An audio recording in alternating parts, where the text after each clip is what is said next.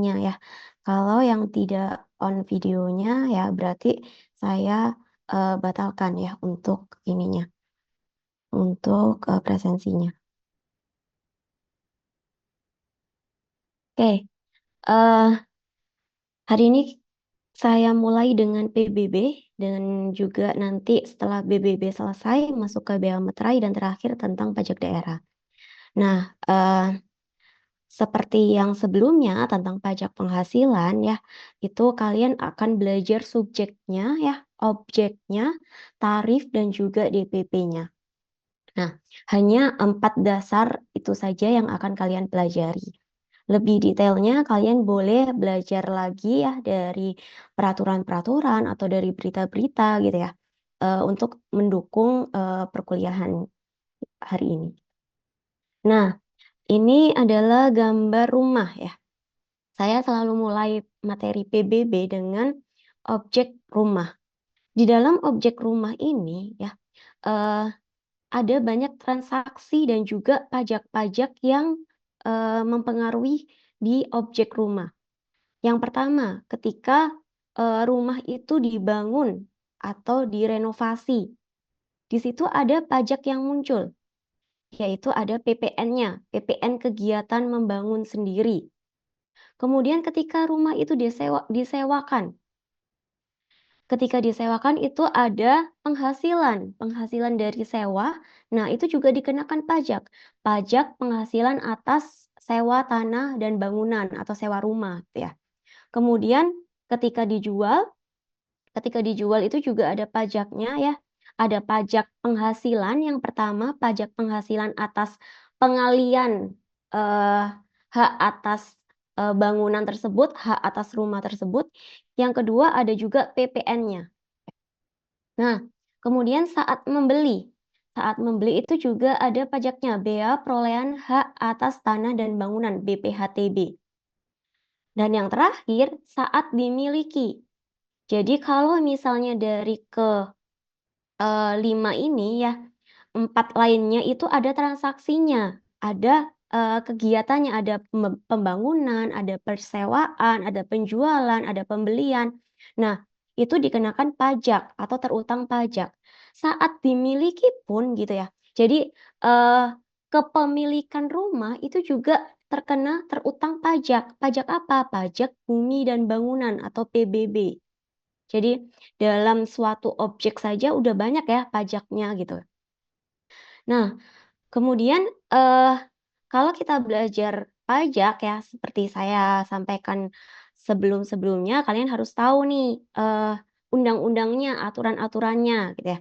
Yang pertama ada Undang-Undang Nomor 12 Tahun 94 ini tentang PBB.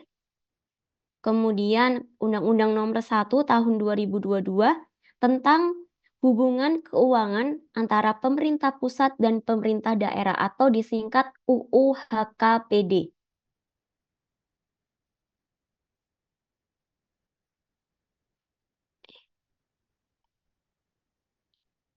Jadi UU HKPD. UU HKPD ini menggantikan atau menyempurnakan Undang-Undang Nomor 28 Tahun 2009 itu tentang PDRD. Jadi ini adalah PDRD ya. Ini PDRD. Kemudian yang ini HKPD. Nah, kenapa eh, PBB ini kita juga merujuk ke undang-undang terkait dengan pajak daerah, retribusi daerah, dan hubungan antara pemerintah pusat dan pemerintah daerah karena PBB ini salah satu objek dari pajak daerah. Untuk PBB P2. P2 itu apa? Perdesaan dan perkotaan. Kemudian ada juga tentang PP, Peraturan Pemerintah, untuk menentukan nilai jual kena pajak atau NJKP. Kemudian ada juga PMK-nya, Peraturan Menteri Keuangan, untuk menentukan NJOP-nya, ya, NJOP TKP, dan juga ada Peraturan Direktorat Jenderal Pajak, DJP ya, RDJP-nya. Nah, ini pajak bumi dan bangunan. Dulu gitu ya, sebelum Undang-Undang Nomor 28 Tahun 2009 ini, PBB itu seluruhnya masuk ke pajak pusat, baik P2 maupun P3. Nah, sekarang setelah Undang-Undang Nomor 28 Tahun 2009 ini ya, PBB P2 itu masuk menjadi otonomi daerah, masuk menjadi kewenangan daerahnya masing-masing. Sedangkan untuk P3 itu apa saja? Pajak PBB di sektor perkebunan, perhutanan ya, dan pertambangan. Ya, jadi 3 ini itu masih masuk menjadi pajak pusat. Artinya dikelola oleh pusat, dikelola oleh DJP sendiri. Sedangkan yang pajak daerah ini dikelola oleh pemerintah daerahnya masing-masing. Kenapa seperti itu? Karena kita tahu bahwa PBB P2 itu terkait dengan perkotaan perdesaan, di mana perkotaan dan perdesaan ini sebenarnya, kewenangannya itu adalah kewenangan daerahnya masing-masing gitu ya, untuk mengelola daerahnya, kotanya masing-masing. Sehingga, PBB-nya nanti itu akan menjadi, penerimaan daerahnya masing-masing ya, dikelola masing-masing daerah untuk, pembangunan daerahnya masing-masing kembali gitu ya. Jadi, rakyat itu bayar PBB, PBB-nya nanti dikelola oleh daerahnya dan juga nanti akan kembali lagi ke Eee, kesejahteraan daerahnya tersebut gitu ya. Nah, definisi dari PBB P2. Jadi yang akan, saya bahas di sini itu terkait dengan PBB P2. Untuk PBB P3 itu, kalian hanya sekedar tahu tarifnya saja gitu ya, karena itu kompleks sekali ya di sektor, kehutanan, pertambangan gitu ya. Nah, yang lebih dekat dengan kalian itu adalah di PBB P2 ini. PBB P2 ini adalah pajak kebendaan atas bumi dan atau bangunan yang dikenakan terhadap subjek pajak atau wajib pajak, yaitu orang pribadi ataupun badan ya. Nah, pengenaannya atas apa? Atas ketika orang pribadi atau badan tersebut mempunyai hak atas bumi, kemudian memperoleh manfaat atas bumi, yang ketiga memiliki dan menguasai bangunan, dan yang keempat adalah memperoleh manfaat atas bangunan tersebut. Jadi intinya adalah mempunyai hak ya untuk menguasai tanah dan bangunan tersebut dan juga memperoleh manfaatnya gitu ya. Nah, tadi saya bilang bumi dan bangunan gitu ya. Bumi itu didefinisikan apa? Permukaan bumi yang meliputi tanah dan perairan pedalaman, termasuk permukaan bumi hasil kegiatan reklamasi atau pengurukan. Sedangkan bangunan itu konstruksi yang melekat ya, melekat di atas permukaan bumi dan di bawahnya. Jadi yang termasuk bangunan itu apa? Jalan ya, jalan lingkungan, di kompleks bangunan, kemudian jalan tol, kolam renang, pagar mewah, tempat olahraga, taman mewah, fasilitas lain ya. Jadi yang melekat di bumi tersebut, di tanah tersebut. Nah, tetapi ada pengecualian. Eee, Bumi dan bangunan ada yang dikecualikan dari pengenaan objek, jadi tidak terutang. Yang pertama kantor pemerintahan atau kantor pemerintahan desa yang dia itu tercatat, bangunan tersebut tercatat miliknya negara atau miliknya daerah. Itu tidak terutang, PBB. Kemudian digunakan untuk melayani kepentingan umum atau, misalnya di bidang keagamaan itu masjid gitu ya, panti, kemudian rumah sakit ya, kemudian institusi pendidikan. Nah, itu dikecualikan dari pengenaan PBB. Kemudian digunakan untuk, kuburan, jadi makam ya, peninggalan purbakala dan yang sejenis itu juga dikecualikan. Kemudian kalau misalnya kalian tahu ada hutan, lindung, hutan suaka alam, taman nasional itu juga dikecualikan. Kemudian yang digunakan untuk perwakilan diplomatik dan konsulat, kemudian, badan perwakilan organisasi internasional, kemudian jalur kereta api ya. Kemudian MRT ya LRT itu juga dikecualikan. Tempat tinggal lainnya berdasarkan NJOP tertentu. Jadi misalnya NJOP tertentunya itu di bawah berapa, itu yang ditetapkan oleh kepala daerah yang tidak terutang gitu ya, tidak terutang PBB.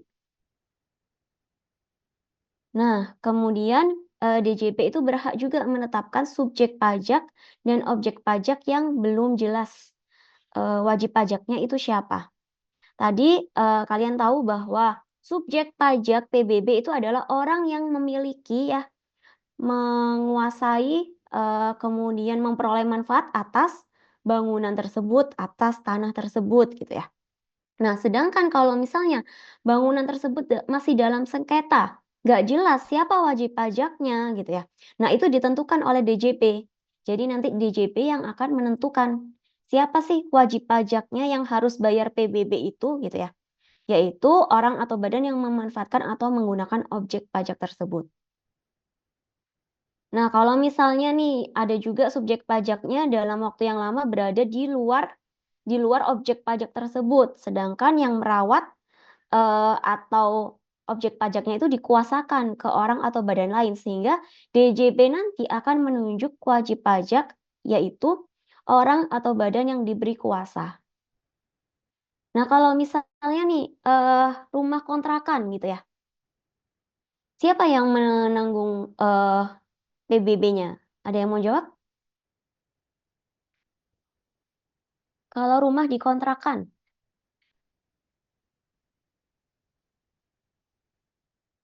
Ada yang mau jawab nggak? Boleh, Ramdan, silakan.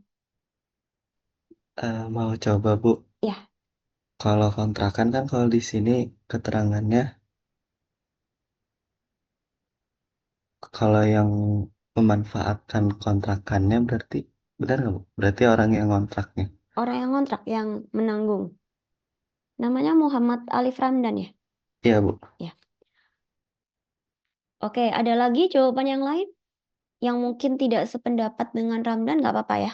Di sini nggak ada ya ada benar salahnya gitu ya, tapi akan saya catat semua nilainya walaupun kalian jawab salah, walaupun jawab benar, saya akan catat gitu ya. Rahma, ayo silakan. Kalau menurut aku keterbalikan dari Ramdan sih, Bu. Mhm, gimana? Kalau buat jadi subjek pajaknya tuh tetap pemilik rumahnya, bukan orang yang ngontraknya. Kenapa seperti itu?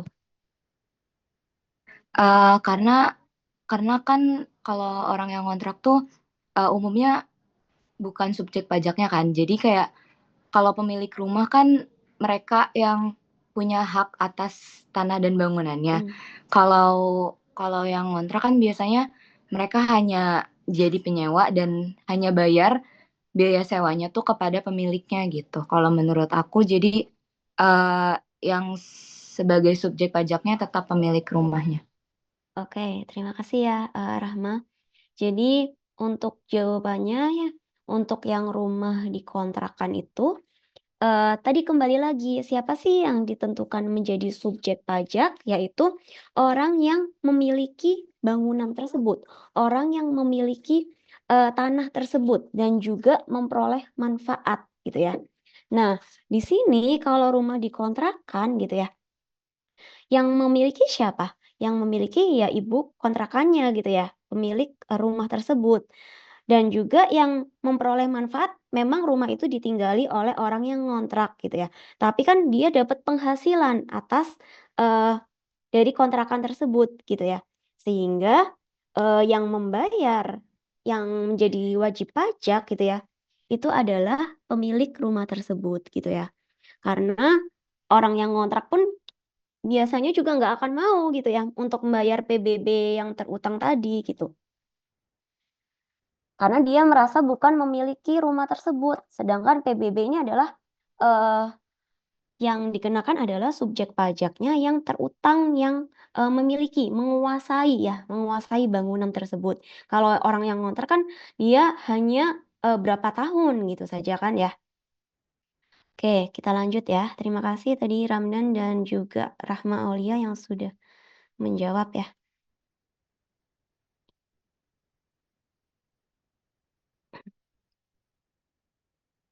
Oke, kemudian tarifnya.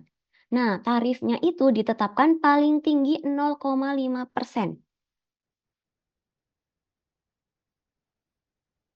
Ya, 0,5%. Paling tinggi. Paling tinggi. Maksudnya gimana? Maksudnya tadi yang saya katakan bahwa pajak bumi dan bangunan ini adalah pajak daerah. Pajak daerah yang ditetapkan oleh daerahnya masing-masing, oleh peraturan daerah. Nah, di Undang-Undang HKBD dia hanya menjelaskan tarif tertingginya itu 0,5%.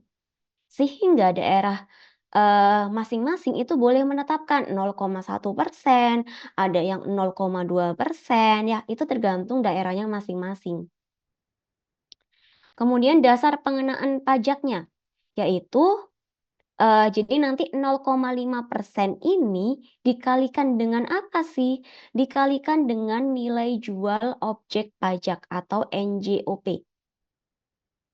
Jadi NJOP ini adalah harga rata-rata yang diperoleh dari transaksi jual beli yang harganya ini wajar ya atau ditentukan melalui perbandingan harga dengan objek lain yang sejenis atau dengan nilai perolehan baru atau NJOP pengganti. Jadi NJOP ini itu akan ditetapkan setiap 3 tahun oleh Menteri Keuangan. Kecuali untuk daerah tertentu yang ditetapkan setiap tahun sesuai dengan perkembangan daerahnya oleh kepala daerah. Jadi di sini ada 3 pendekatan, pendekatan data pasar, data biaya, dan pendapatan ya. Yang pertama, jadi untuk menentukan NJOP ini ada 3 pendekatannya. Yang pertama pendekatan pasar. Jadi misalnya nih objek pajak rumah A gitu ya. Rumah A ini mau dijual. Nah, ternyata harga pasarnya itu berapa sih? Jadi ngelihat ke harga pasar gitu ya. Yang kedua, pendekatan biaya. Untuk menentukan NJOP itu harus dihitung dulu seluruh biaya yang dikeluarkan untuk membuat bangunan baru yang sejenis. Jadi kalau misalnya mau nentuin NJOP-nya rumah A ini ya. Nah, kira-kira berapa sih biaya yang harus dikeluarkan untuk membuat bangunan rumah A ini yang baru gitu ya? Berapa kira-kira biayanya? Nah, itu adalah NJOP-nya untuk pendekatan biaya. Kemudian pendekatan pendapatan ini kalau misalnya nih, misalnya untuk yang pendekatan pasar dan pendekatan biaya ini nggak bisa digunakan, maka menggunakan pendekatan pendapatan, yaitu berdasarkan hasil bersih objek pajak. Nah, ini biasanya untuk pertambangan gitu ya, perairan itu kan nggak bisa diketahui pendekatan harga pasarnya gitu ya. Karena misalnya di daerah tersebut ya, di sini ada rumah A, ini rumah B, kita mau tahu rumah A, ya ini kan satu kompleks gitu ya. Nah, rumah B ini dijual dengan harga 1 M, ya berarti rumah A ini NJOP-nya adalah 1 M gitu ya. Nah, sedangkan kalau yang pertambangan, perairan gitu ya, itu kan susah menentukan dengan pendekatan harga pasar dan juga pendekatan biaya. Sehingga menggunakan pendekatan pendapatan, yaitu berapa sih hasil dari galian tambangnya itu gitu ya, atau hasil dari objek perairannya gitu, itu menghasilkan berapa. Nah, itu adalah NJOP-nya. Kemudian cara penilaiannya itu menggunakan bisa penilaian massal yaitu dengan komputer ya atau penilaian individual.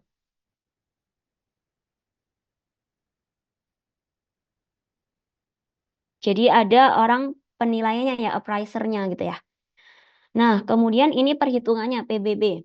Tadi PBB itu ditetapkan dengan tarif peraturan daerahnya masing-masing ya. Paling tinggi adalah 0,5% dikalikan dengan NJOP.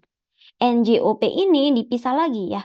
NJOP-nya adalah NJOP bumi dan NJOP bangunan.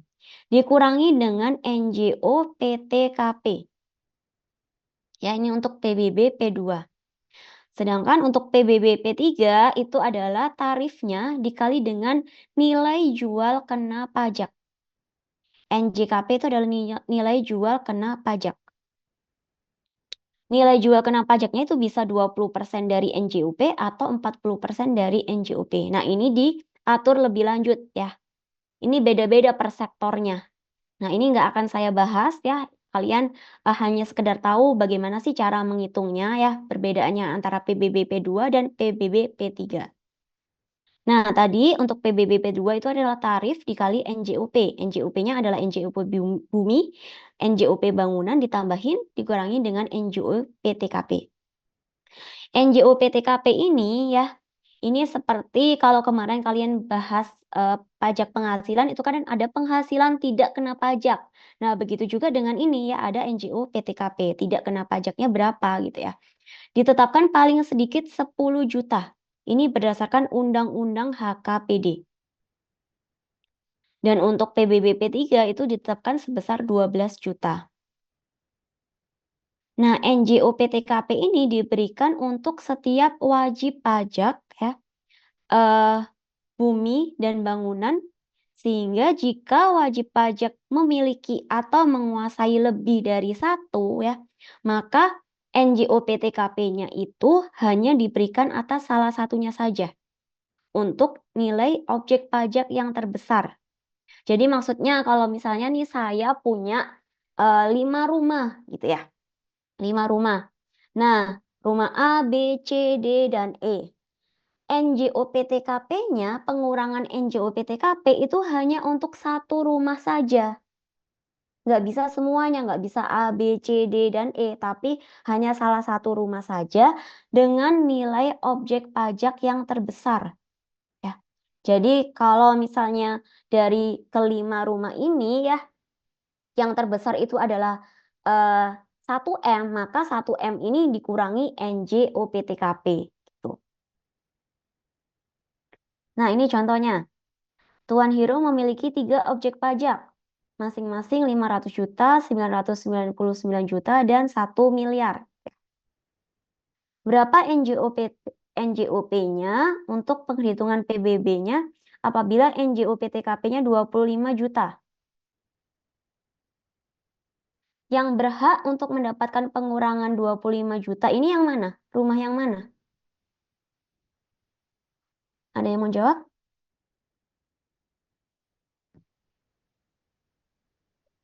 Silakan, siapa? Izin jawab, Ibu.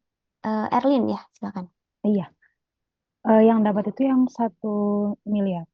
1 miliar. Kenapa 1 miliar? Karena diberikannya itu untuk yang objek Paling pajaknya besar. paling besar. Oke.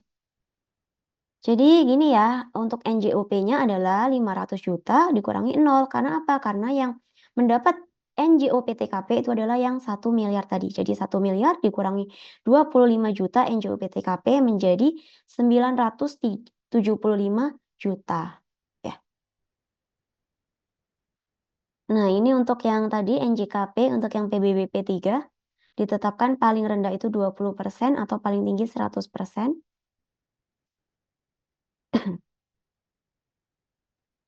Oke, kemudian kita ngeliat di Kota Bandung ya. Kota Bandung itu kalian bisa cek di peraturan daerahnya. Di Perdanya Kota Bandung nomor 1 tahun 2024. Tentang pajak daerah dan retribusi daerah. Jadi sebenarnya secara subjek, objek ya, penilaian objek pajak itu sama dengan yang diatur di Undang-Undang Pajak Bumi dan Bangunan gitu ya. Tetapi perbedaannya itu ada terletak di tarifnya dan juga penentuan NJO PTKP-nya. Jadi tarifnya tadi kan paling tinggi berapa? Paling tinggi 0,5%. Nah, berapa tarifnya itu ditetapkan dengan perdanya masing-masing. Begitu juga dengan NJO PTKP. NJO PTKP tadi ditetapkan minimal 10 juta. Nah, berapanya itu juga diatur di peraturan daerahnya masing-masing. Untuk Kota Bandung itu ditetapkan 25 juta. Tarifnya ada 2 tarif di Kota Bandung. Ada 0,1% dan ada 0,2%. 0,1% ini untuk NJOP-nya yang sampai dengan 1 miliar. Untuk yang NJOP lebih dari 1 miliar, di atas 1 miliar itu kena 0,2%. Ya. Jadi ada 2 tarif di sini. Nah, ini contohnya. Sebuah objek pajak NJOP-nya 525 juta. NJOP TKP-nya 25 juta. Berapa PBB-nya? Dari sini kena tarif yang mana? 0,1 atau 0,2? Siapa yang mau jawab?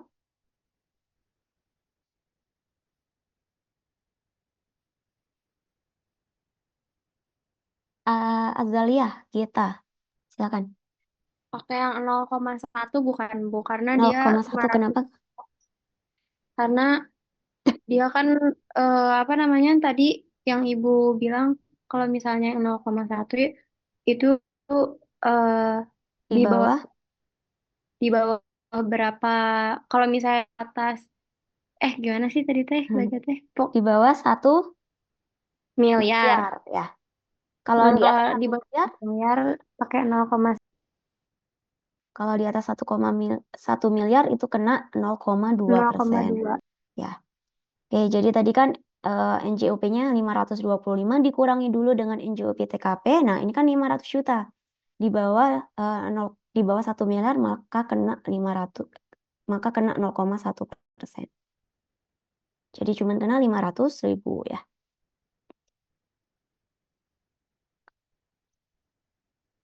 Nah, kalau misalnya nih ada 2 bangunan ya.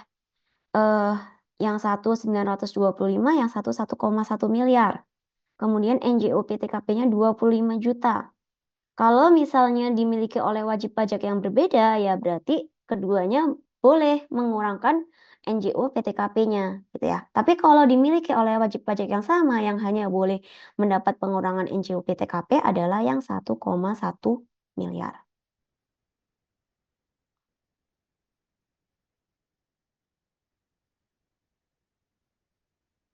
Oke, jadi di sini contoh soal yang selanjutnya. Punya rumah ya, Tuan Ahmad ini punya rumah di Bandung, luas tanahnya 700 meter persegi. NJOP bumi itu 800.000 per meter perseginya ya. Kemudian untuk bangunannya luasnya 300, nilai jual objek pajak yang bangunannya itu 900.000.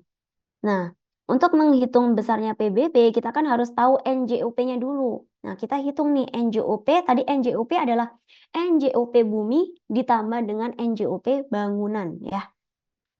Jadi NJOP tanahnya adalah 700 meter persegi, dikalikan 800.000 itu 560 juta. Kemudian yang bangunan 300 meter persegi, dikalikan 900.000 itu 270 juta. Sehingga NJOP PBB-nya adalah 830 juta. Nah, ini dikurangi dengan NJOP TKP 25 juta, maka diperolehlah NJO PKP. Maksudnya NJO PKP ini adalah nilai jual objek pajak yang kena pajak, yang kena PBB terutangnya. Itu adalah 805 juta dikalikan dengan 0,1%. Ya. Nah, kemudian masuk ke kapan terutangnya gitu ya. Dan di mana terutangnya ya? Kalau di Jakarta itu di wilayah DKI Jakarta ya. Kalau yang di daerah lainnya ya di wilayah atau kota yang meliputi letak objek pajak tersebut. Nah, kapan terutangnya gitu ya? Saat menentukan pajak terutang adalah menurut keadaan objek pajak di 1 Januari. Tahun pajak PBB itu adalah 1 tahun, 1 Januari sampai dengan 31 Desember. Nah, kemudian wajib pajak itu juga bisa menyampaikan surat pemberitahuan objek pajak. Surat pemberitahuan objek pajak ini maksudnya kayak luas bangunannya berapa, apakah ada perubahan atau enggak gitu ya. Luas bangunannya, luas buminya, tanahnya gitu ya. Nah, kalau misalnya ini harus disampaikan dalam waktu 30 hari ya. Kemudian nanti akan terbit SPPT, Surat Pemberitahuan Pajak Terutang. Nah, ini adalah contoh dari surat pemberitahuan pajak terutang. Jadi, kalian juga tahu bahwa kemarin sudah belajar sistem pemungutan pajak itu adalah yang official assessment, artinya pajak itu dipungut menurut fiskusnya gitu ya. menurut ada surat ketetapan pajaknya. Nah, ini juga ada suratnya, surat pemberitahuan pajak terutangnya. Jadi nggak perlu ngitung lagi berapa gitu ya. Jadi di sini sudah diketahui berapa PBB yang harus dibayar. Nah, ini yang harus dibayar itu berapa? Itu ada di surat pemberitahuan pajak terutang. Tetapi SPPT ini bukan merupakan bukti kepemilikan ya. Ini hanya adalah surat untuk bayar pajaknya, bayar PBB-nya yang terutang itu berapa gitu ya. Nah, ini prosesnya ya dari SPOP. Kemudian nanti kalau misalnya sudah benar, itu akan terbit SPPT. Kemudian kalau sudah jatuh tempo itu ada surat tagihan pajak ya. Surat tagihan pajak. Nah, kalau misalnya belum dibayar, nanti akan muncul surat teguran, ya, surat teguran. Kemudian kalau nggak dibayar juga, gitu ya, akan muncul surat paksa, sampai nanti ada surat penyitaan dan juga nanti akan ada pelelangan, gitu ya. Ini adalah prosedur administratifnya ya dari pembayaran pajak itu. Kalau misalnya tidak dibayar, itu akan muncul sampai dengan surat tagihan pajak, sampai dengan nanti akan ada penyitaan gitu ya.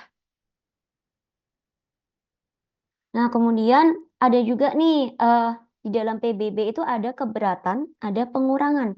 Kalau keberatan ini diajukan atas SPPT dan SKP. Jadi keberatan ini diajukan dalam hal terjadi perbedaan persepsi antara wajib pajak dan juga fiskus. Misalnya perbedaan luas gitu ya. Menurut WP, luasnya itu 180 meter persegi. Tetapi yang tertagih, yang terutang PBB-nya itu kenapa kok 200 meter persegi? Nah, itu kan ada perbedaan persepsi antara wajib pajak dan fiskus yang menentukan PBB yang terutangnya tadi gitu ya. Nah, kalau misalnya ada perbedaan seperti ini gitu ya, itu boleh mengajukan keberatan. Jangka waktu keberatannya itu adalah 3 bulan setelah SPPT-nya diterima. Kemudian DJP nanti harus memberikan keputusan apakah keberatannya ini diterima atau ditolak ya, paling lama itu 12 bulan sejak surat keberatannya diterima.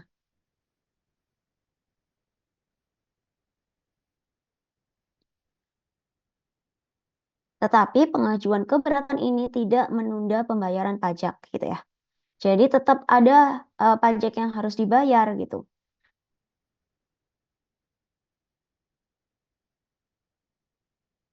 Oke, ini ada juga pengurangan gitu ya. Kalau misalnya kemarin kayak COVID gitu ya, itu kan ada penurunan ekonomi dari masing-masing warganya gitu. Nah, itu boleh mengajukan pengurangan gitu. Atau mungkin ada bencana alam ya. Nah, itu juga boleh mengajukan pengurangan pajak yang terutang. Jadi pengurangannya itu bisa 75 bisa pengurangan 25% sehingga hanya bayar 75% atau pengurangan 50%. Nah, itu ditetapkan oleh fiskusnya nanti. Oke, kemudian, nah ini perbedaan antara keberatan dan pengurangan ya. Jadi intinya adalah ada perbedaan ya, perbedaan tadi antara, kalau keberatan itu ada perbedaan penafsiran. Kalau pengurangan itu adalah kondisi-kondisi tertentu objek pajaknya ya, tadi karena bencana, karena ada pengurangan misalnya penurunan ekonomi, atau misalnya nih pensiun gitu ya. Kemudian nggak bisa bayar full lagi, nah itu boleh mengajukan pengurangan. Tapi ada juga surat-suratnya atau dokumen-dokumen yang harus dilampirkan ya.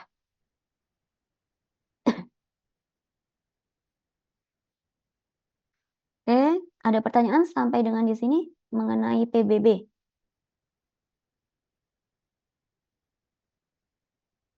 Ya, silakan Markus.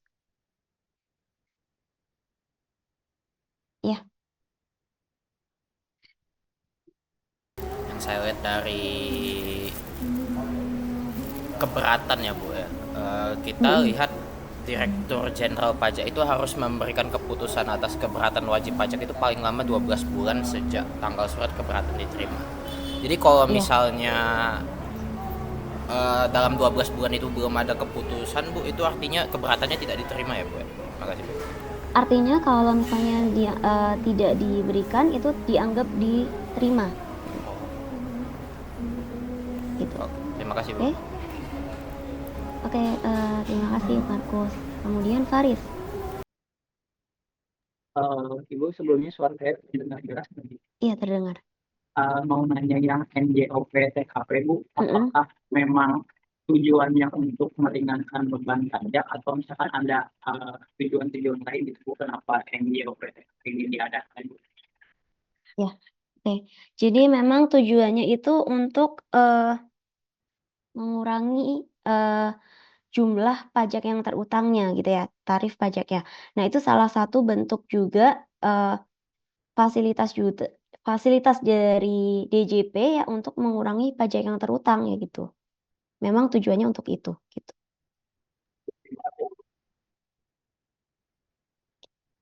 Tetapi tiap daerah kan beda-beda ya. Jadi NJOP TKP-nya itu ditetapkan di daerahnya masing-masing gitu. Oke, silakan Ramdan selanjutnya.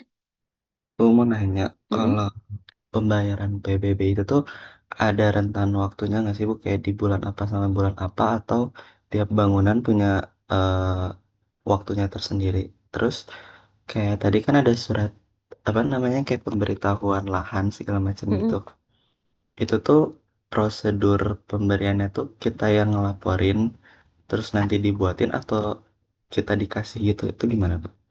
Yang kedua, gimana yang kedua? Yang tadi surat warna oranye, Mm-mm. ya itu kan SPPT. kayak ya itu Mm-mm. keterangannya itu kan Bu, keterangan terkait Mm-mm. bangunan. Itu tuh kita harus ngelapor bangunan kita keterangan seperti apa, atau dari pihak pemerintahan dia ngasih tahu ke kita. Oke. Oke. Untuk pertanyaan yang pertama tadi, ada yang tahu nggak kapan terakhir bayar PBB? Mungkin kalian pernah nih bayar PBB kapan? Ada yang tahu nggak?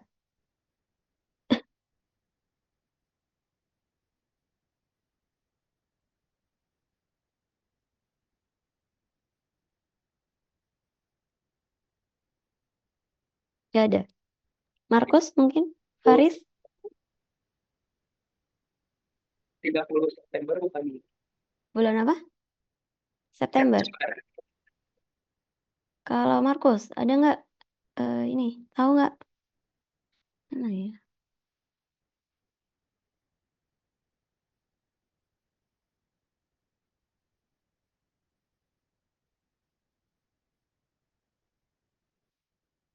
Tiga 31 Agustus. Ya. Jadi untuk batas waktu pembayaran PBB itu sebenarnya ditetapkan oleh daerahnya masing-masing gitu ya. Jadi nanti kalian harus melihat ke daerahnya masing-masing gitu. Paling lama ya sampai dengan 31 Desember karena kan terutangnya sampai dengan 31 Desember gitu ya. Gitu. Oke, yang kedua tadi SPPT ya. Iya Ibu. Kalau SPPT ini gitu ya, yang surat yang orange-orange itu diberikan oleh fiskusnya gitu ya, oleh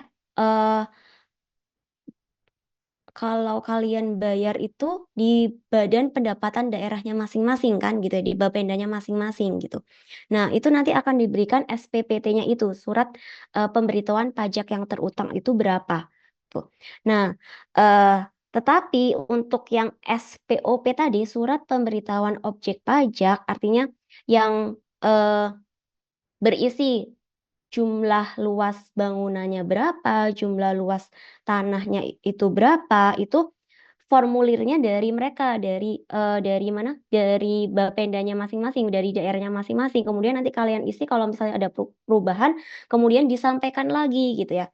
Disampaikan kembali ke Bapendanya untuk menghitung pajak yang terutangnya tadi sehingga terbit yang warna orange tadi SPPT gitu. Jadi SPPT-nya itu kalian nggak perlu mengisi itu sudah terbit langsung dari sananya gitu. Sudah terbit langsung untuk membayar pajak terutangnya. Jadi itu dibuat oleh kepala daerahnya masing-masing gitu. Ada tambahan, Ramdan? Tidak. Oke, kalau nggak ada, saya lanjut ke BPHTB ya. Jam 1:30.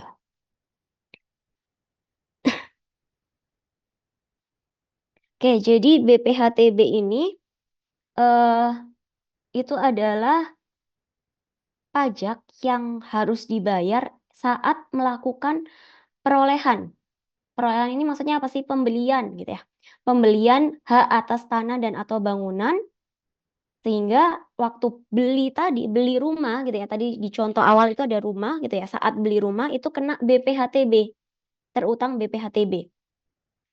Nah, yang dimaksud dengan hak atas tanah dan atau bangunan itu hak milik ya, hak guna usaha, hak guna bangunan, hak pakai. Nah, itu adalah yang dimaksud dengan hak atas tanah dan atau bangunan. Kemudian objeknya apa? Objeknya itu adalah perolehan atau pembelian hak atas tanah dan bangunan. Nah, perolehan ini bisa karena pemindahan hak ya. Pemindahan hak itu bisa karena jual beli, tukar menukar, hibah ya, wasiat, kemudian peleburan usaha, pemekaran usaha dan lain sebagainya ya. Atau pemberian hak baru ya. Hak baru ini jadi kelanjutan dari pelepasan hak atau di luar pelepasan hak. Nah, yang dikecualikan ini sama dengan yang tadi PBB untuk kantor pemerintah ya, untuk perwakilan diplomatik ya. Kemudian kalau misalnya karena wakaf itu juga dikecualikan dari PPHTB, untuk kepentingan ibadah itu juga ya. Dan untuk masyarakat berpenghasilan rendah. Nah, ini diatur lagi di peraturan perundang-undangan. Oke, kemudian subjek pajaknya siapa? Ya, orang yang memperoleh hak atas tanah dan bangunan tersebut, orang pribadi atau badan ya. Kemudian tarifnya ditetapkan paling tinggi 5%. 5% ya. Kemudian dasarnya adalah NPOP, nilai perolehan objek pajak. Jadi untuk misalnya tadi kan pemindahan hak itu ada yang karena jual beli. Nah, kalau jual beli, dasar pengenaan pajaknya ya harga transaksinya. Kalau misalnya lelang, ya berarti harga transaksi yang tercantum dalam risalah lelang. Nah, selain kedua ini, itu adalah nilai pasarnya. Kalau misalnya NPOP-nya tidak diketahui atau lebih rendah daripada NJOP yang dibuat untuk pengenaan PBB, maka penggunaannya DPP BPHTB-nya itu menggunakan NJOP PBB. Ya, jadi kalau misalnya NPOP-nya ini misalnya 900 juta, sedangkan NJOP-nya itu 1,1, maka DPP-nya itu pakai yang 1,1. 1,1 dikalikan dengan 5%. Jadi ini adalah tarif pajak dikali dengan NPOP dikurangi NPOP TKP. NPOP TKP itu paling sedikit 80 juta. Minimal 80 juta ya. Nah, kalau misalnya hibah, wasiat atau waris itu ada NPOP TKP ya. Jadi ini lebih tinggi 300 juta.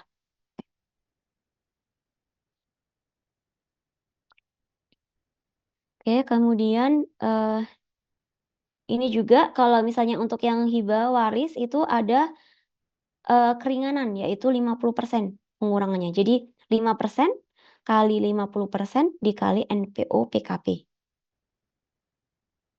Kemudian di mana BPHTB-nya dipungut ya, kapan saat terutangnya di wilayah daerahnya masing-masing ya, di tanah atau bangunan itu berada. Kemudian kapannya sejak tanggal dibuatnya akte atau perjanjian. Kemudian kalau misalnya waris ya, itu sejak tanggal yang bersangkutan mendaftarkan peralihan haknya gitu ya. Dialih wariskan itu sejak tanggal yang bersangkutan mendaftarkan. Kemudian kalau misalnya berdasarkan putusan hakim itu sejak tanggal putusan pengadilan. Kalau lelang tadi sejak tanggal penunjukan pemenang lelangnya.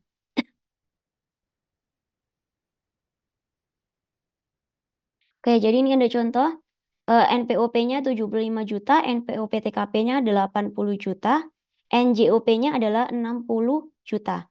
Nah, BPHTB-nya berapa?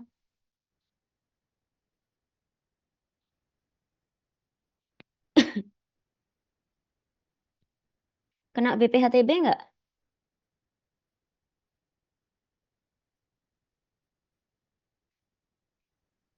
Yang nomor 1 tidak dikenakan BPHTB. Karena apa? Karena NJOP-nya sama NPOP-nya itu lebih tinggi sebesar 75 juta ya. Sedangkan NPOP TKP-nya adalah 80 juta. Sehingga tidak kena BPHTB. Kemudian yang nomor 2. Diketahui tanah bangunannya 500 juta. NJOP-nya 400 juta. NPOP TKP-nya adalah 80 juta. Jadi NPOP ya, nilai perolehan objek pajak itu adalah nilai saat membeli tanah dan bangunan. Sehingga diketahui 500 juta dikurangi dengan 80 juta. 420 juta dikali dengan 5%. Jadi itu untuk BPHTB. Oke, ada pertanyaan? Nggak ada. Kalau nggak ada, masih ada 2 materi lagi ya. Tentang bea materai dan juga pajak daerah ya.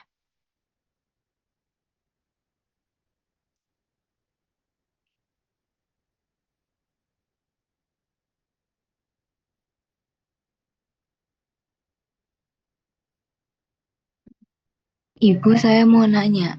Ya, silakan. Siapa ini? Rahma. Ya. Ibu, kalau misalkan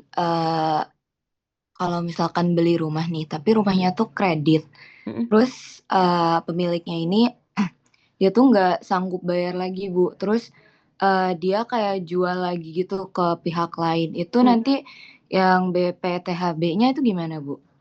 BPHTB-nya. Iya, Nah, berarti apakah saat kredit rumah tadi dia sudah membayar BPHTB-nya atau enggak? kalau misalkan udah, berarti yang pihak lainnya nggak perlu ya? Mm-mm. Oh, oke. Berarti kalau misalkan yang awalnya belum bayar, nanti yang pihak selanjutnya yang membayar. Jadi gini, kenanya BPHTB itu saat penjualan. Jadi kalau misalnya nanti dia menjual lagi, ya kena lagi gitu. Oke, yang kasih Ibu. Ya.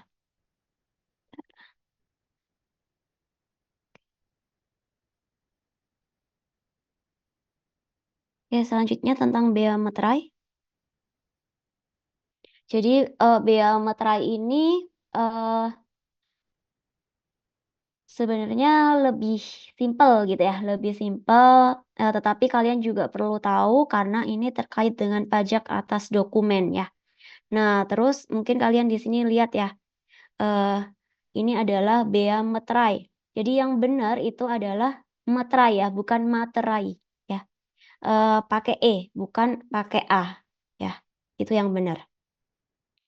Oke, kemudian undang-undang mengenai bea materai ini itu pertama kali itu adalah 1985. Kemudian jadi kalau kalian sempat tahu nggak ada materai yang 3.000, ada materai yang 6.000. Nah, itu di Undang-Undang Nomor 13 tahun 1985. Nah, selama 35 tahun itu belum pernah mengalami perubahan. Jadi masih pakai Undang-Undang Bea Materai yang tahun 85 ini gitu ya, sampai dengan tahun 2020. Nah, kemudian di Undang-Undang Nomor 18, ini nomor 18 ya, nomor 18 tahun 2000 nomor 10. Undang-Undang Nomor 10 tahun 2020 itu baru mengalami perubahan gitu ya.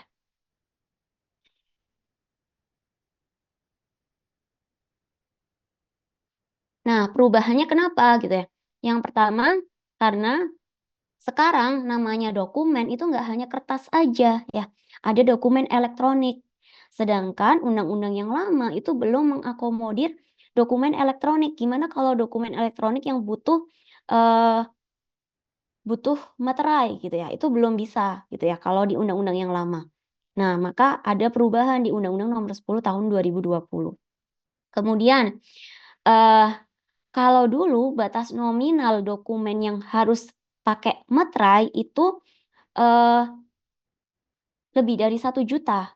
Tapi sekarang untuk yang lebih dari 5 juta, tapi yang sekarang itu dokumen yang harus pakai meterai itu yang lebih dari 5 juta, gitu ya.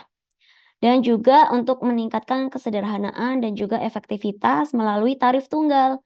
Jadi sekarang meterai itu hanya ada yang Rp10.000. Yang 3.000 sama 6.000 itu sudah nggak ada. Jadi dokumen itu apa? Segala sesuatu yang ditulis atau tulisan dalam bentuk tulisan tangan, cetakan, atau elektronik. Nah, ini ada tambahannya sekarang elektronik ya, yang dapat dipakai sebagai alat bukti atau keterangan. Objeknya, jadi objek biometerai itu ada 2 saja. Yang pertama, dokumen yang dibuat sebagai alat untuk menerangkan mengenai suatu kejadian yang bersifat perdata. Perdata ini kita kembali ke hukum perdata, maksudnya adalah hukum orang per orang ya, antar satu orang ke orang yang lain, atau mungkin antar perusahaan dengan orang gitu ya. Atau dan yang kedua, dokumen yang digunakan sebagai alat bukti di pengadilan. Jadi untuk menjadi alat bukti di pengadilan itu harus bermeterai ya. Nah, tadi kan objek meterai itu hanya ada 2 saja, tapi dari 2 ini didetailkan kembali gitu ya. Yang pertama di huruf A itu adalah surat perjanjian, akta notaris, akta PPAT, surat berharga, dokumen transaksi, dokumen lelang, kemudian dokumen yang menyatakan jumlah uang dengan nominal lebih dari 5 juta. Oke, jadi ini adalah sifatnya perdata. Sifatnya perdata itu antara orang per orang ya. Tadi kayak misalnya buat perjanjian, utang piutang gitu ya. Atau akta pendirian notaris ya. Nah, itu kan antara perorangan gitu. Nah, itu dokumen-dokumen yang bersifat perdata atau dokumen yang menyatakan jumlah uang. Jadi untuk yang ini A, B, C, D, E, F ini ya, itu nggak ada nominal uangnya, itu tetap harus bermeterai. Gitu ya. Tetapi kalau misalnya dokumen yang menyatakan jumlah uang, ada jumlah uangnya, dengan nominalnya lebih dari 5 juta, baru dia wajib bermeterai. Kalau kurang dari itu, nggak wajib ya. Jadi kalau dulu itu lebih dari 250.000, itu pakai meterai yang 3.000 gitu ya. Kalau lebih dari 1 juta itu yang 6.000. Nah, kalau sekarang ya disatukan, disamaratakan ya. Artinya yang lebih dari 5 juta itu wajib bermeterai, Rp10.000. Nah, kemudian ini yang bukan objek bea meterai, itu terkait dengan lalu lintas orang dan barang, yaitu surat penyimpanan barang ya.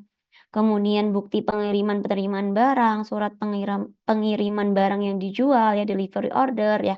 Kemudian ijazah, kemudian tanda terima pembayaran gaji, tanda bukti penerimaan uang. Jadi kalau misalnya bayar pajak itu juga nggak wajib ada meterainya, bukan objek bea meterai ya. Kemudian kwitansi dari bank itu ya juga enggak. Kemudian surat gadai itu juga bukan objek bea meterai. Kemudian kalau misalnya simpen uang di bank itu juga bukan objek pajak ya.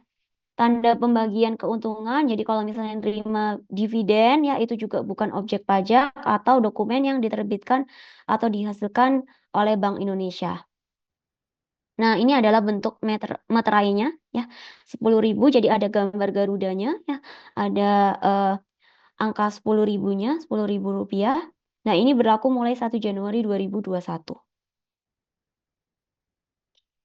Nah, kapan harus terutang meterainya ya? Saat dibubui untuk ditandatangani. Jadi kalau misalnya ada akte notaris, kemudian mau tanda tangan, nah itu sudah terutang meterainya. Jadi harus ditempelkan dulu meterainya, baru ditandatangani gitu ya.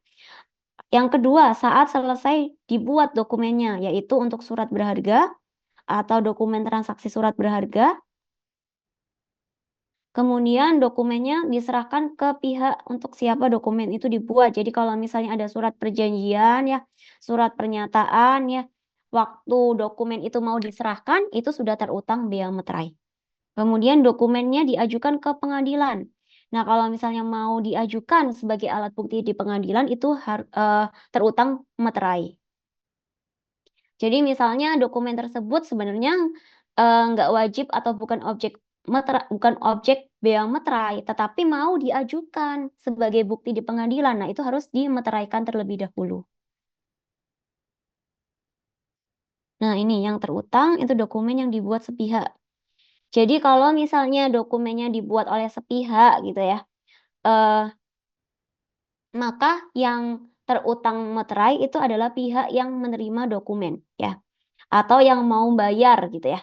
Nah, itu yang membuat yang terutang materainya. Atau kalau misalnya dokumennya dibuat dua pihak atau lebih, maka masing-masing pihaknya itu terutang bea materainya gitu ya. Nah, kemudian ada juga pemungut. Pemungut bea materai itu ini hal yang baru juga gitu ya. Ini diatur lebih lanjut di Peraturan Menteri Keuangan PMK 151 tahun 2021 kalau nggak salah ya. Di situ jadi pemungut bea materai ini ditunjuk gitu ya. Ditunjuk contohnya itu adalah bank gitu ya. Itu adalah pemungut bea materai.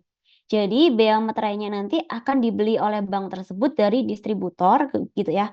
Nah, eh, banknya ini nanti akan setornya ke negara gitu ya, ke DJP gitu.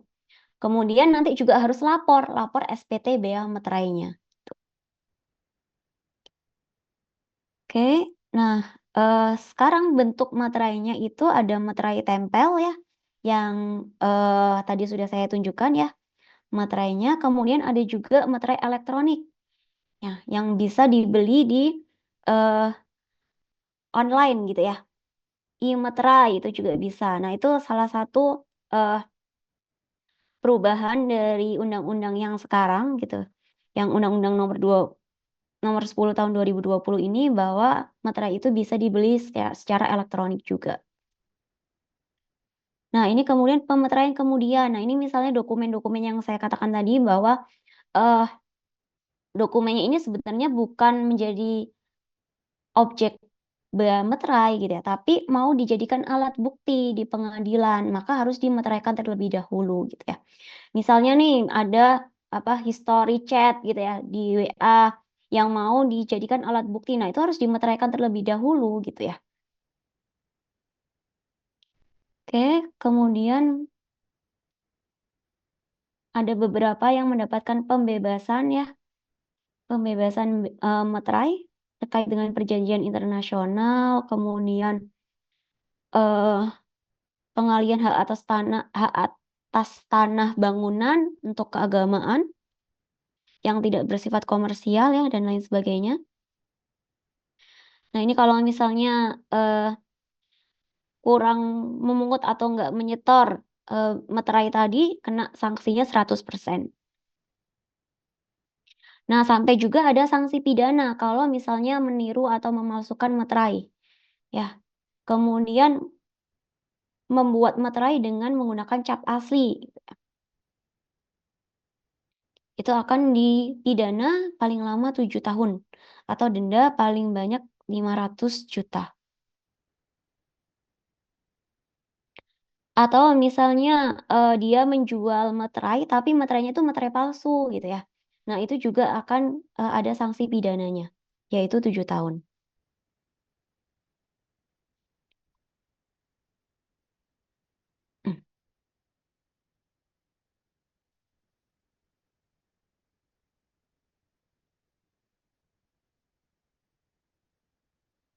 Oke, ini juga jadi kalau misalnya dia pakai materai gitu ya. Nah, materai itu cuman bisa dipakai sekali gitu ya. Nah, nggak bisa dikumpulkan lagi, dipakai lagi itu nggak bisa. Nah, kalau seperti itu juga ada sanksinya gitu ya. Termasuk dalam seolah-olah materai tersebut belum dipakai gitu ya, padahal sudah dipakai gitu. Nah, itu ada sanksi pidananya paling lama 3 tahun atau dendanya 200 juta. Oke, itu terkait dengan bea materai. Ada pertanyaan?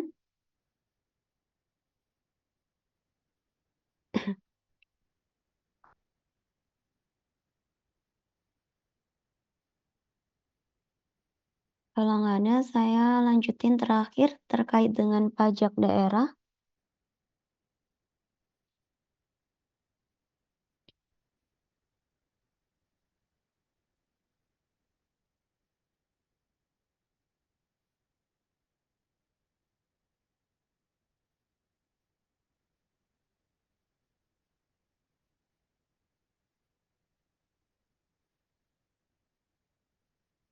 Oke, ini pajak daerah. Mungkin saya akan jelaskan pengantarnya gitu ya. Untuk selanjutnya kalian nanti bisa membuat tugasnya ya.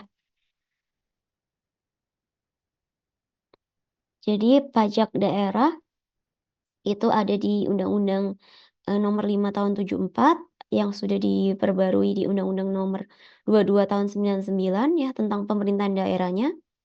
Kemudian yang terbaru itu ini Undang-Undang HKPD, Undang-Undang Nomor 1 tahun 2022. Itu tentang hubungan keuangan antara pemerintah pusat dan pemerintah daerah. Pajak daerah itu adalah iuran wajib yang dilakukan oleh orang pribadi atau badan kepada daerah tanpa imbalan langsung. Ya, untuk membiayai penyelenggaraan pemerintah daerah dan pembangunan daerah. Jadi ingat kalau pajak itu tanpa imbalan langsung, gunanya untuk apa? Untuk pembangunan. Nah, karena ini pajak daerah, ya pembangunannya adalah pembangunan daerahnya masing-masing, gitu ya. Kemudian kriteria pajak daerah yang pertama bersifat pajak dan bukan retribusi. Kalian sudah tahu bedanya pajak dan retribusi. Kalau retribusi itu manfaatnya secara langsung ya. Nah, kemudian objek pajaknya terletak atau terdapat di wilayah kabupaten atau kota. Kemudian tentunya tidak bertentangan dengan kepentingan umum, bukan merupakan objek pajak pusat ya. Kemudian potensinya memadai ya, tidak memberikan dampak ekonomi yang negatif, memperhatikan aspek keadilan, kemudian menjaga kelestarian lingkungan. Nah, kenapa salah satunya ada kriteria menjaga kelestarian lingkungan? Karena salah satu pajak daerah itu ada namanya pajak air permukaan. Ya, pajak air permukaan ini dipungut ya untuk yang menggunakan air permukaan gitu ya. Nah, eh, salah satunya adalah atau pajak air tanah juga ada ya gitu ya. Pajak air tanah. Nah, eh, pajak ini dipungut untuk membatasi gitu ya penggunaan air permukaan, air tanah tadi. Salah satunya untuk menjaga kelestarian lingkungan. Sehingga salah satu kriteria pajak daerah itu adalah menjaga kelestarian lingkungan. Kemudian sistem pemungutan pajak daerahnya itu ada self-assessment, ada official assessment. Nah, self-assessment ini wajib pajak itu melakukan perhitungan sendiri dengan mengisi dan menyampaikan SPTPD. SPTPD itu surat pemberitahuan pajak daerah. Surat pemberitahuan pajak daerah ya. Nah, yang kedua adalah official assessment. Official assessment itu wajib pajak membayar pajak berdasarkan ketetapan kepala daerah. Jadi tadi kalian sudah melihat bentuknya SPPT. Ya, SPPT itu diterbitkan oleh kepala daerahnya masing-masing gitu ya. Atau bisa juga dalam bentuk SKPD, Surat Ketetapan Pajak Daerah. Jadi untuk yang official assessment ini, penetapan pajak terutangnya itu oleh kepala daerahnya. Nah, kemudian untuk menagih pajak daerah itu adalah 5 tahun. Setelah 5 tahun itu sudah daluarsa, sudah kedaluarsa gitu ya. Sudah nggak bisa ditagih lagi kalau sudah 5 tahun ke belakang gitu ya. Nah, ini struktur pajak daerah. Jadi yang lama ini Undang-Undang Pajak Daerah, Undang-Undang Nomor 28 tahun 2009, sedangkan yang kanan ini Undang-Undang HKPD, Undang-Undang Nomor 1 tahun 2022.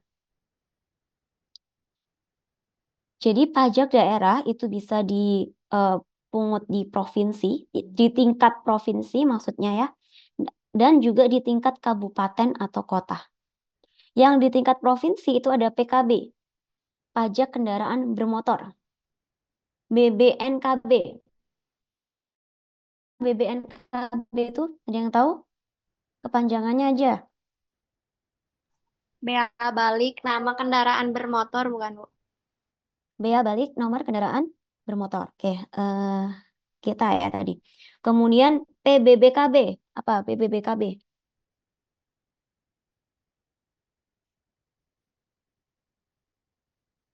Pajak bahan bakar kendaraan bermotor. Oke, pajak bahan bakar kendaraan bermotor. Kalau PAP, selain Geta, siapa yang mau jawab?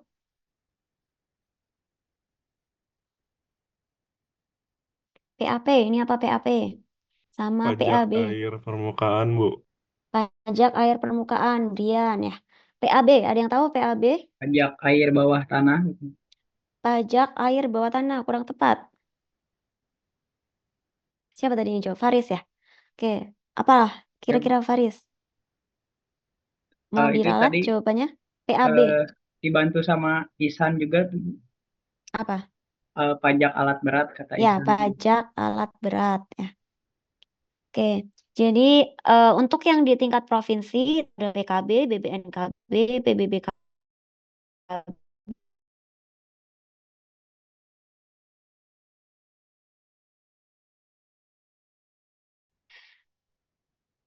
Kemudian yang di tingkat kabupaten atau kota tadi kita sudah belajar PBBP 2, PBJT. Nah, PBJT ini adalah gabungan.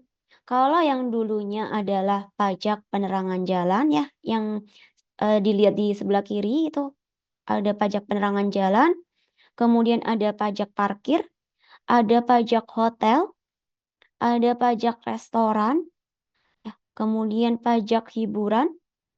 Nah, semua ini dijadikan satu menjadi PBJT, pajak atas barang dan jasa tertentu. Ya, untuk penyederhanaan digabungkan menjadi PBJT ini. Ya. Tetapi dalam PBJT ini ya ada komponennya sendiri, ada pajak hotel, ada pajak restoran, pajak hiburan, tapi namanya itu menjadi PBJT. Kemudian BPHTB tadi sudah, pajak MBLB. Apa MBLB? Mineral bukan logam dan batuan bukan, Bu? Oke, Nawafi ya? Iya, Bu. Mineral bukan logam dan batuan ya. Oke, kemudian pajak reklame ya. Kalau kalian lihat nih di jalan-jalan itu ada tuh yang dipasang belum bayar pajak gitu ya. Pajak reklame juga gitu ya. Kemudian PAT. Apa PAT? Pajak air Pajak tanah bukan, Bu? Pajak air tanah ya. Kemudian pajak sarang burung walet. Nah, kenapa sarang burung walet ini dipajakin ya? Karena ini nggak semua daerah ya untuk yang ada usahanya sarang burung walet ini. Kalau kalian tahu ya hasilnya itu sampai ratusan juta gitu ya, miliaran gitu ya. Nah, sehingga sama pemerintah itu dipajakin gitu ya. Kemudian option PKB dan option BBNKB. Nah, yang di sebelah kanan ini ya, sebelah kanan ini tadi kan dibagi ada pajak provinsi, ada pajak kabupaten atau kota. Nah, sebelumnya sudah disinggung juga mengenai official assessment dan self assessment. Jadi yang penetapan kepala daerah ini adalah official assessment ya. Jadi kepala daerahnya akan menerbitkan SKPD untuk menagih pajaknya, pajak kendaraan bermotor, pajak air permukaan ya. Sedangkan kalau yang SPTPD ini maka wajib pajaknya yang harus membayar gitu ya, menghitung pajak rokoknya sendiri ya, PBBKB-nya sendiri gitu. Begitu juga yang pajak kabupaten atau kota.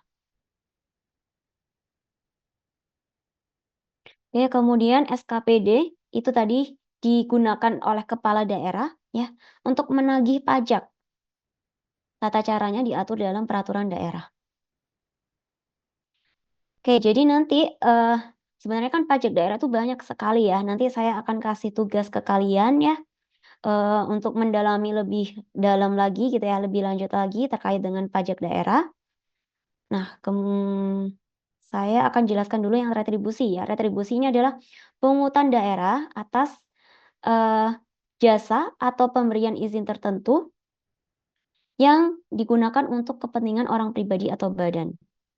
Jadi ini sama ada di Undang-Undang HKPD.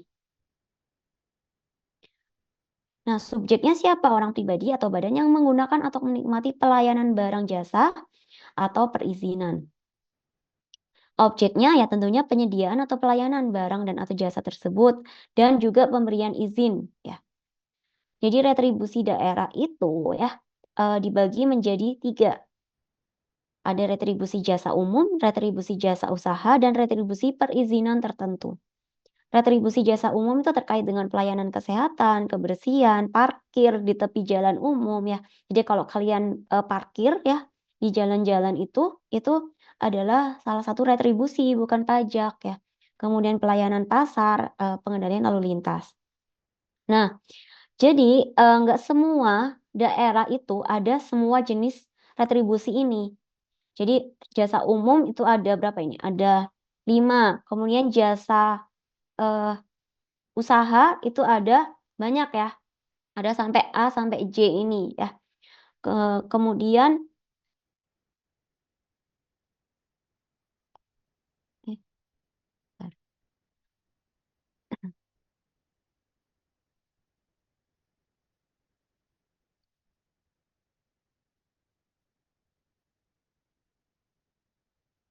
Kemudian perizinan tertentu ada izin persetujuan bangunan, tenaga kerja asing ya. Jadi kan jenis retribusi itu banyak sekali, tapi nggak semuanya itu dipungut oleh daerahnya. Hanya untuk yang berpotensi besar penerimaannya, kemudian dia juga disesuaikan dengan pelayanan yang ada di daerah tersebut gitu ya.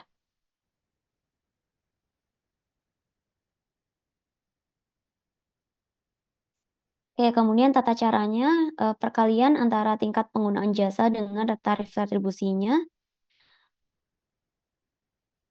Nah, tarif retribusinya itu juga ditetapkan oleh daerahnya ya, peraturan daerah, dan akan ditinjau paling lama 3 tahun sekali dengan memperhatikan ada indeks harga, perkembangan perekonomian ya, tanpa melakukan penambahan objek retribusi. Jadi objek retribusinya ya tetap ya sesuai dengan yang diatur. Oke, ini tadi kalian sudah apa yang kalian ingat dari perbedaan struktur pajak daerah dari yang sebelum Undang-Undang KPD atau Undang-Undang PDRD dan Undang-Undang HKPD? Ada yang mau jawab? Satu jawaban aja. Siapa?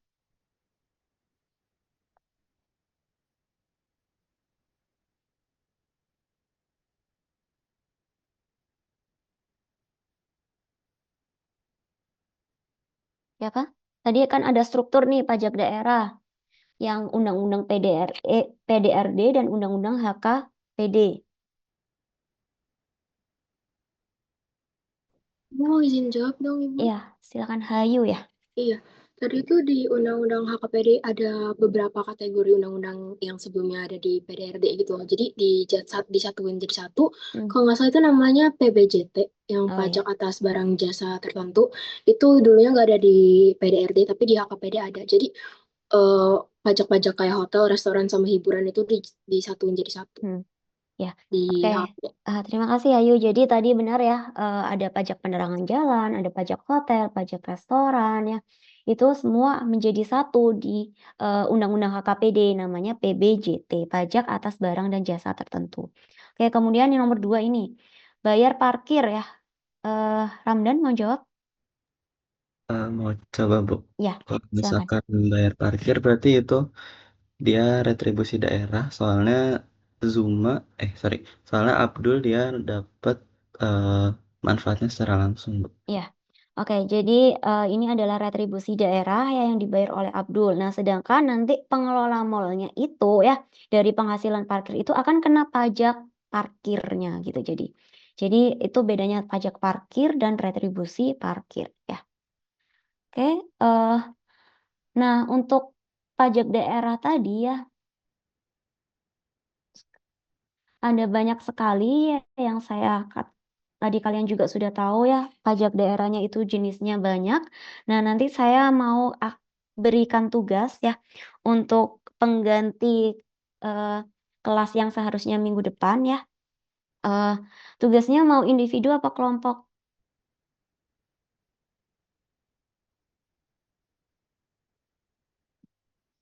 Mau individu apa kelompok? Apa Ihsan? Nah, nggak jadi. Mau angkat tangan tadi, raise hand.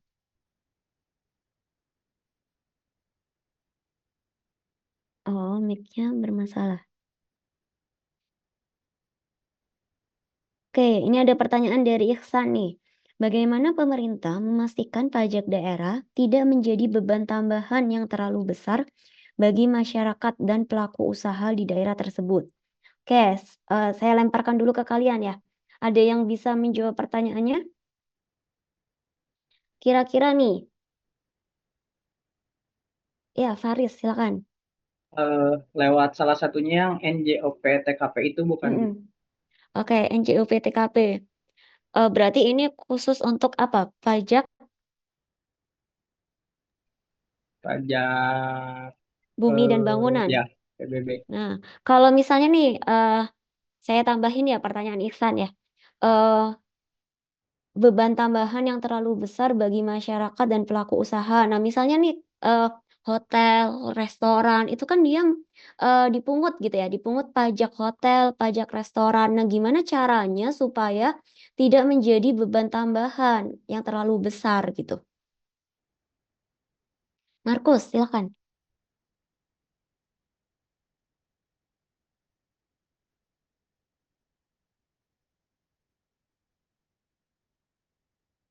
Mm-mm.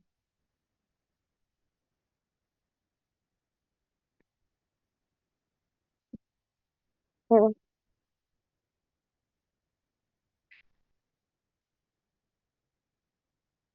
Mm-mm.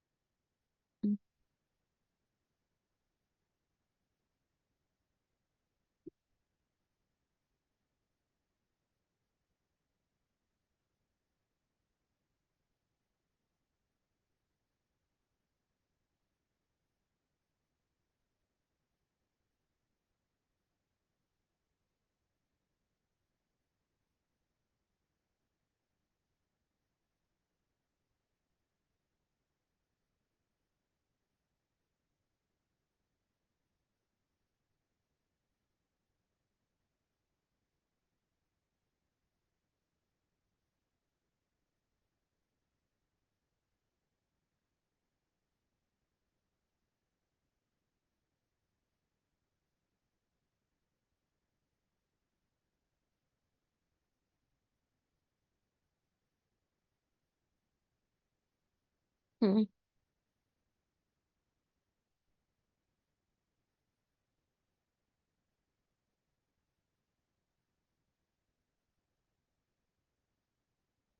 Oke, oke, terima kasih Markus dan juga Faris ya. Jadi pajak ini gitu ya, memang untuk eh, kembalinya untuk pembangunan daerahnya masing-masing gitu ya. Nah, gimana sih caranya supaya nggak menjadi beban tambahan? Ya makanya diatur gitu ya, diatur di dalam peraturan daerahnya gitu ya, di dalam undang-undang bahwa tarif maksimalnya itu adalah tadi contohnya kayak PBB itu tarif maksimalnya adalah 0,5%. Jadi nggak boleh lebih dari itu sehingga eh, nggak akan menjadi beban tambahan gitu ya.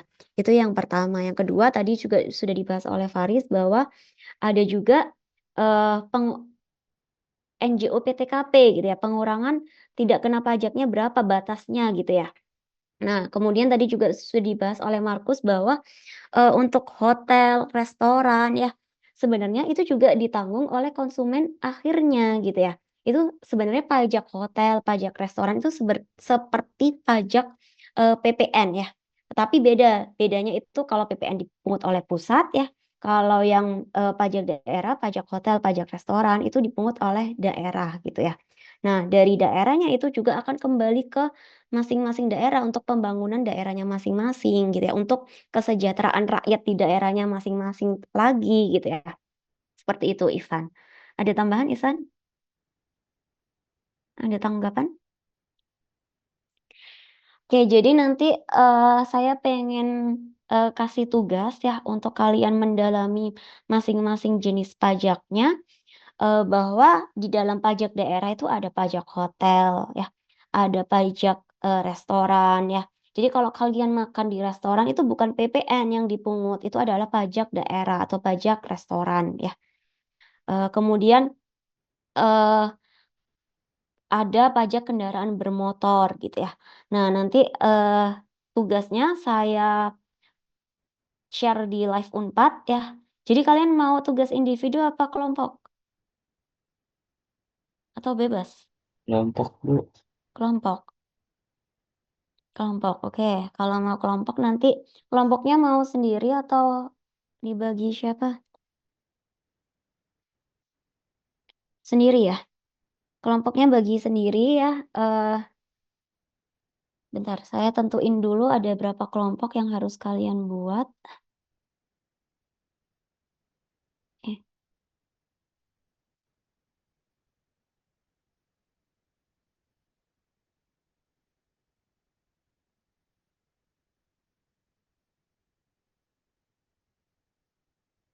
hmm, mana ya?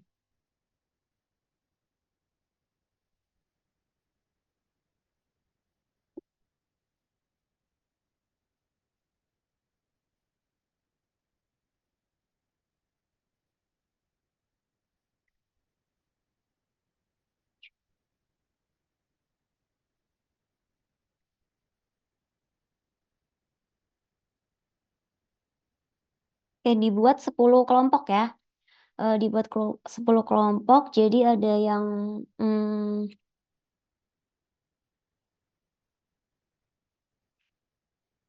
berapa? 29. Ada yang 3 ya, ada yang 3, ada yang 2 ya. 10 kelompok untuk membahas masing-masing pajak daerahnya. Nanti saya akan berikan instruksinya di live Unpad. Oh ya, kalian jangan biasakan ya, jangan lupa untuk selalu cek di live Unpad ya. Biasakan untuk selalu cek live Unpad karena setiap informasi itu saya share di situ ya. Materi-materi juga saya share di situ ya. Link Zoom juga saya share di situ ya. Nah, hari ini saya belum buat kuis juga. Nah, nanti kuisnya juga saya share di situ. Kalian akan kerjakan maksimal sampai hari Senin, Selasa ya, Selasa 2359 ya. Oke, ada pertanyaan? Nggak ada. Kalau nggak ada, saya capture dulu ya, screenshot dulu.